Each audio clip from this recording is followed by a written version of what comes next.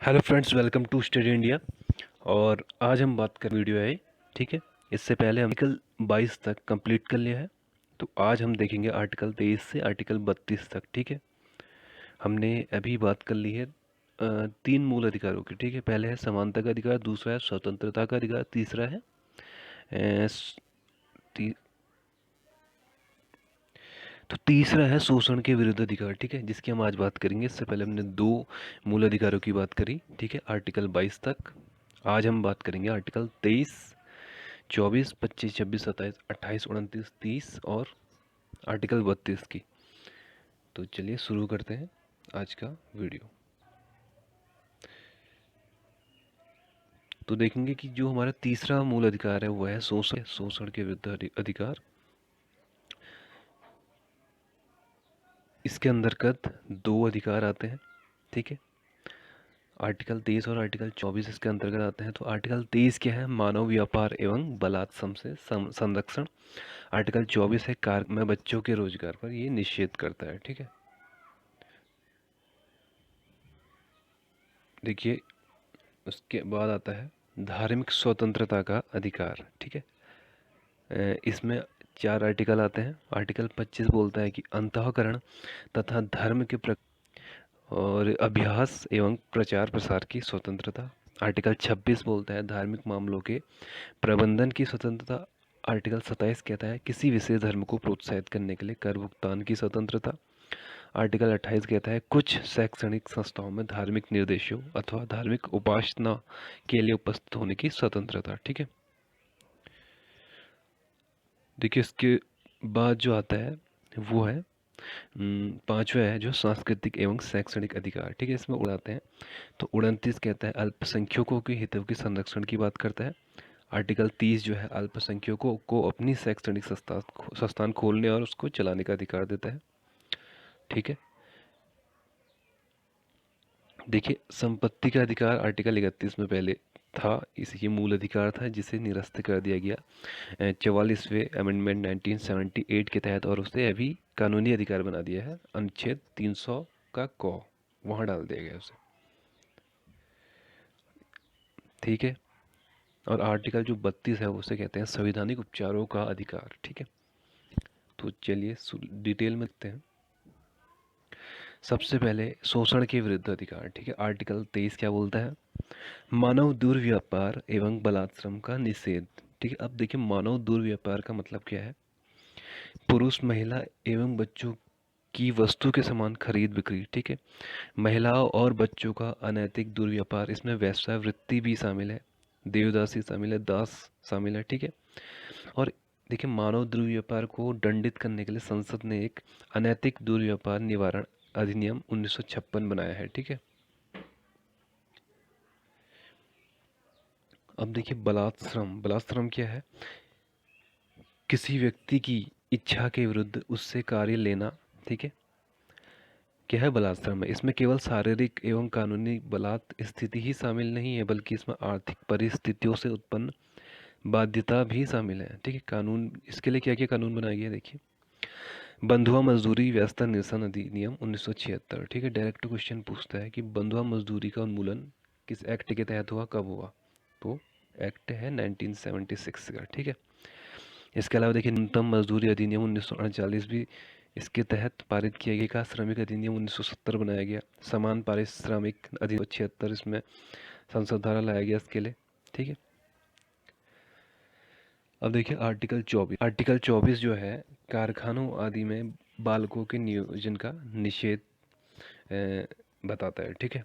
किसी फैक्ट्री, खान तथा अन्य परिसंकटमयी गतिविधियां जैसे निर्माण कार्य अथवा रेलवे में 14 वर्ष से कम उम्र के बच्चों के नियोजन का यह प्रतिषेध करता है।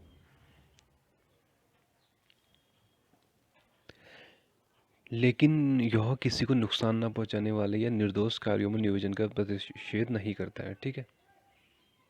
इसके अलावा देखिए, इसमें संबंधित कानून क्या क्या है इससे रिलेटेड, जैसे बाल श्रम प्रतिषेध एवं नियमन अधिनियम 1986 का, बालक नियोजन अधिनियम 1938 का, कारखाना अधिनियम 1939, खान अधिनियम 1952, ठीक है।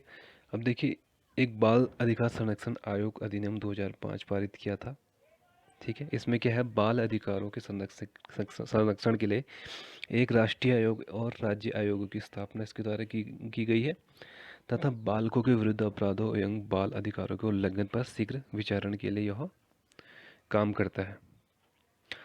ठीक है। इसमें एक संशोधन हुआ था, बाल श्रम संशोधन 2016 में। ठीक है। 1986 का जो है अधिनियम, उसको संशोधन किया था। ठीक है। तो संशोधन में क्या कहा गया है, देखिए, संशोधन अधिनियम में 14 वर्ष से कम आयु के बच्चों को सभी व्यवसायों एवं प्रक्रियाओं में रोजगार निषिद्ध करता है। इससे पहले क्या था कि सिर्फ 18 व्यवसायों और 65 प्रक्रियाओं में यह लागू था। ठीक है। इसके अलावा क्या, देखिए, 14 से 18 वर्ष की आयु को कतिपय खतरनाक व्यवसायों एवं प्रक्रियाओं में रोजगार निषिद्ध करता है। ठीक है। इसका उल्लंघन करने में, देखिए, सजा का प्रावधान भी है। 6 महीने से 2 साल तक की सजा हो सकती है। इसके अलावा 20,000 से 50,000 तक का जुर्माना लग सकता है। ठीक है। अब हम देखते हैं चौथा जो मूल अधिकार है, धार्मिक स्वतंत्रता का अधिकार। ठीक है। आर्टिकल 25 से 28। तो आर्टिकल 25 क्या कहता है, देखिए,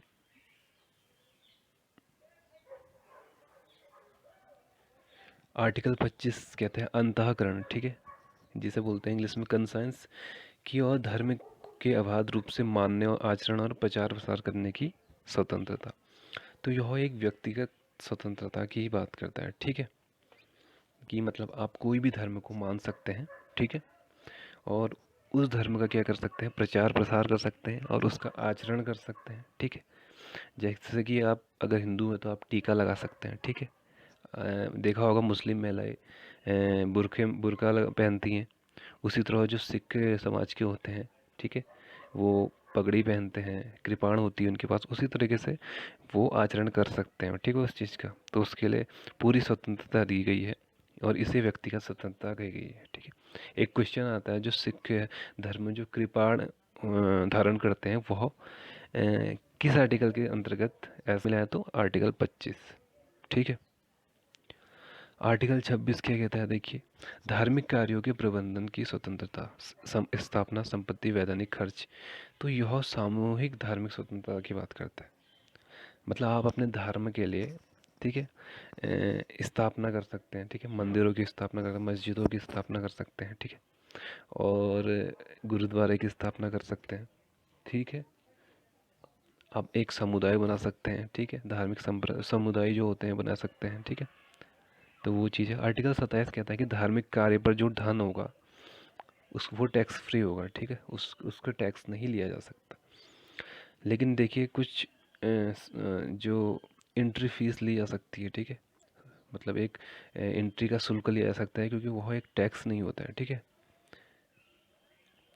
आर्टिकल 28 क्या बात करता है, देखिए, आर्टिकल 28 कहता है कि धार्मिक शिक्षा में उपस्थित होने की स्वतंत्रता। ठीक है। सरकारी खर्चे से चलने वाले संस्थान में धार्मिक शिक्षा नहीं दी जा सकती। ठीक है। संस्थान में किसी को भी धार्मिक कार्य के लिए बाध्य नहीं किया जा सकता। ठीक है। तो ये चीज़ है। अब देखिए पांचवा, शिक्षा और संस्कृति का अधिकार, आर्टिकल 29, आर्टिकल 30। ठीक है। आर्टिकल 29 कहता है कि अल्पसंख्यक के हितों का संरक्षण। ठीक है। तो देखिए, अल्पसंख्यक जो होते हैं वो संस्कृति, भाषा, लिपि और धर्म और जाति के आधार पर संस्थान का क्या कर सकते हैं, निर्माण कर सकते हैं अपने लिए। ठीक है। इससे वंचित नहीं किया जाएगा। और शिक्षा संस्थानों की स्थापना कर सकते हैं। ठीक है। वो प्रशासन उसका चला सकते हैं। ठीक है। वो उनको अधिकार है उसका। और जैसे मदरसा है, संस्कृत विद्यालय है। ठीक है। आर्टिकल 30 के अंतर्गत यह ओपन हुए हैं। देखिए, हालांकि अल्पसंख्यक शब्द जो है संविधान में कहीं भी परिभाषित नहीं है। ठीक है। भारत में भाषाई और धार्मिक आधार पर अल्पसंख्यक का वर्गीकरण किया गया है। देखिए, अब जो सबसे इम्पोर्टेंट है, आर्टिकल 32, संवैधानिक उपचारों का अधिकार। ठीक है। इसे बोलते उपचार। और ये ऐसा अधिकार है कि अगर ये ना हो तो बाकी के जितने भी अधिकार हैं उनकी कोई वैल्यू नहीं रह जाएगी। ठीक है। क्योंकि उनके हनन के लिए जब इंसान को कोई अधिकार मिलेगा ही नहीं कि वो क्या करेगा, तो कोई वैल्यू नहीं रहेगी। इसलिए आर्टिकल 32 में जोड़ा गया संविधान में कि बाकी के जो पांचों हैं मूल अधिकार, अगर उनका बाई चांस कोई हनन करता है, ठीक है, राज्य उसका हनन करता है, तो व्यक्ति कहाँ जाए, तो संवैधानिक उपचारों का अधिकार तब जोड़ा गया। इसमें क्या है, सुप्रीम कोर्ट और हाई कोर्ट को यह पावर दी गई है कि वो रिट जारी कर सकते हैं। ठीक है। कैसे? 5 प्रकार की इसमें रिट जारी कर सकते हैं, और रिट को बोलते हैं ऑर्डर ऑफ कोर्ट। ये एक डॉक्यूमेंट होता है कोर्ट द्वारा, ठीक है।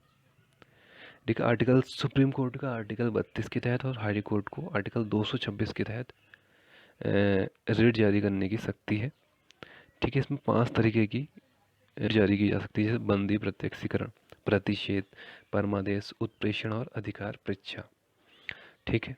देखिए सुप्रीम कोर्ट और हाई कोर्ट में से ज़्यादा पावर रिट जो रिट जारी करने की वो हाई कोर्ट को है, ठीक है।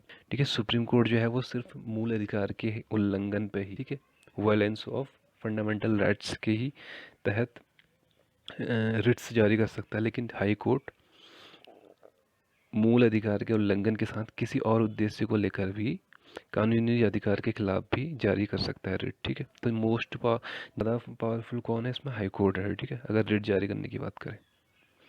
देखिए पहला जो रिट है वो है बंदी प्रत्यक्षीकरण, ठीक है। ये एक लैटिन वर्ड है जिसका मतलब है टू हैव द बॉडी, सशरीर प्रस्तुत करना, ठीक है।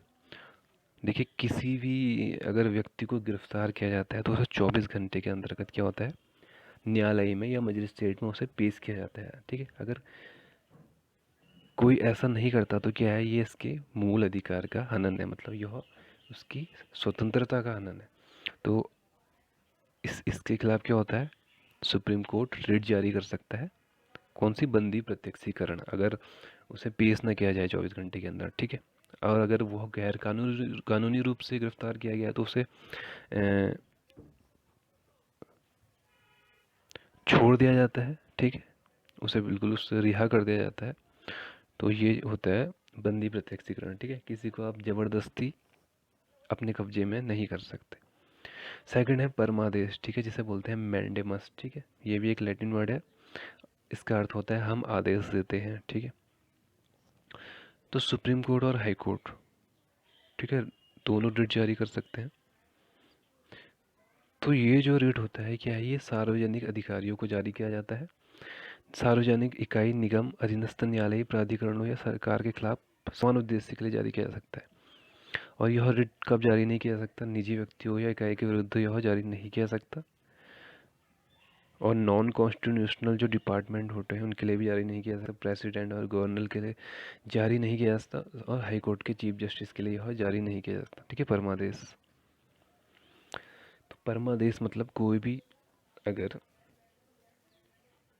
सार्वजनिक अधिकारी अपना दायित्व नहीं निभा रहा है तो जो कि सुप्रीम कोर्ट है या हाई कोर्ट है, वो अधीनस्थ न्यायालय को या अधीनस्थ न्यायालय नहीं, जो भी सार्वजनिक अधिकारी है उसको रिट जारी कर सकता है, ठीक है। तीसरा है अधिकार परीक्षा, इसे बोलते हैं क्यो वारंटो, यानी प्राधिकृत या वारंट के द्वारा। इसमें क्या होता है, देखिए कर्मचारी के पद की संवैधानिक जांच। देखिए कोई भी अगर ऐसा कर्मचारी जो किसी पद के योग्य नहीं होता है और वो उसे धारण कर लेता है अवैध रूप से, तो उसके खिलाफ यह जारी करता है सुप्रीम कोर्ट और हाई कोर्ट, ठीक है। किसी व्यक्ति द्वारा लोक कार्यालय के अवैध अनाधिकरण ग्रहण करने से रोकता है ये। इसे किसी भी इच्छुक व्यक्ति द्वारा जाता है, ना कि पीड़ित व्यक्ति द्वारा, ठीक है। इसे कोई भी व्यक्ति इसे जारी कर सकता है, जरूरी नहीं है कि पीड़ित व्यक्ति वहाँ जाए, ठीक है। अब देखिए चौथा जो है उसे बोलते हैं प्रतिषेध, इंग्लिश में बोले प्रोविशन, ठीक है। टू स्टॉप और फॉरवर्ड यानी रोकना, स्टे। देखिए प्रतिषेध जो है ये सिर्फ न्यायिक और अर्ध न्यायिक प्राधिकरणों के विरुद्ध ही जारी किया जा सकता है। इसे क्या निचली अदालत द्वारा अपने न्याय क्षेत्र से या उच्च न्यायिक कार्यों को करने से रोकता है, ठीक है। तो हाई कोर्ट इसे अधीनस्थ न्यायालयों के लिए जारी कर सकती है और सुप्रीम कोर्ट हाई कोर्ट के लिए जारी कर सकता है, अगर वह अपने न्यायिक क्षेत्र से उच्च न्यायिक क्षेत्र पर कोई डिसीजन ले रहा हो, ठीक है। देखिए उत्प्रेषण ये भी क्या है, ये भी न्यायिक और अर्ध न्यायिक प्राधिकरणों के विरुद्ध ही जारी होता है, ठीक है। प्रतिषेध और प्रेषण ये दोनों सिर्फ न्यायिक और अर्ध न्यायिक प्राधिकरणों के विरुद्ध जारी होता है, ठीक है। किसी व्यक्ति विशेष के लिए जारी नहीं होता, सार्वजनिक अधिकारियों के लिए जारी नहीं होता। तो उत्प्रेषण का मतलब है प्रमाणित होना या सूचना देना, high court to lower court, ठीक है। तो इसे हाई कोर्ट क्या है, लोअर कोर्ट को जारी कर सकता है, या सुप्रीम कोर्ट हाई कोर्ट के लिए इसे जारी कर सकता है, और यह फैसले के बाद जारी होता है। ठीक है, अगर कोई भी फैसला आया है, ठीक है, जैसे कोई अप्राकृतिक फैसला दे दिया गया है किसी भी मुद्दे पर, या अनुचित न्याय है, या क्षेत्राधिकार की बात आती है, तो वहाँ पर न्यायालयों को सुप्रीम कोर्ट या हाई कोर्ट द्वारा उत्प्रेषण रिट जारी किया जाता है। ठीक है, तो ये था हमारा पूरा, हमने मूल अधिकारों की बात करी, हमने सारे इसमें अधिकार क्लियर कर लिए हैं। उम्मीद करता हूँ आपको मूल अधिकार समझ में आए होंगे। तो अब नेक्स्ट वीडियो जो बनेगी वो राज्य के नीति निर्देशक तत्वों के ऊपर बनाएंगे। ठीक है, धन्यवाद।